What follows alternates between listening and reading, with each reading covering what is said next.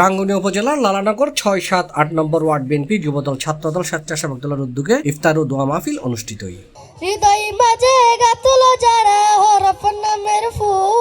মার্চের ১৫ তারিখ রবিবার আলম শাহ ফারাজ জামে মসজিদ মাডন্দাজি এই উপলক্ষে আয়োজিত সভাপতিত্ব করছি লালানগর ইউনিয়ন বিএনপি সাধারণ সম্পাদক আব্দুল মোনাফ।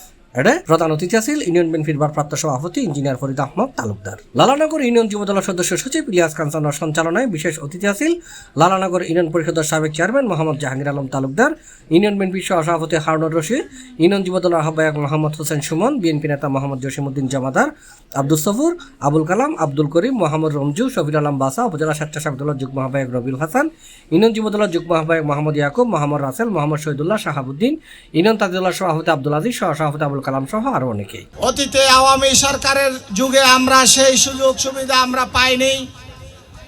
আমাদের ধর্মীয় আচার অনুষ্ঠানগুলো সম্পূর্ণভাবে বন্ধ করে দিয়েছিল।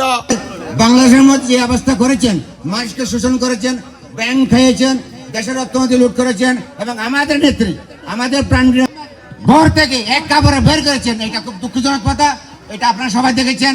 আজকে বিএনপির ছেলে বা দলীয় ছেলেরা নিয়ে আসছে, আপনারা বলেন কি কারো কাজ নিয়ে আসছে? তাহলে এখানে আমরা দোকানে পক্ষ থেকে ওনার সুস্বাস্থ্য ও দীর্ঘায়ু কামনা করছি।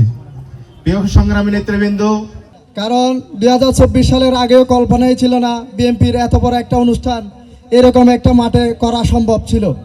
লালানগর ইউনিয়নে যারা বিএনপির নাম বিক্রি করে, বিএনপির নামে চাঁদাবাজি করবে, সন্ত্রাসী করবে, জুলুম করবে, আজকের এই মঞ্চ থেকে আমরা ঘোষণা দিতে চাই, আমরা ঐক্যবদ্ধভাবে সন্ত্রাস চাঁদাবাজের বিরুদ্ধে আমরা। শেষে ৫০০ শতাধিক মানুষের মাঝে ইফতার বিতরণ করা হয়। রাখি এটা আমি বিচার করবো এই বলি। C plus TV, Chittagong.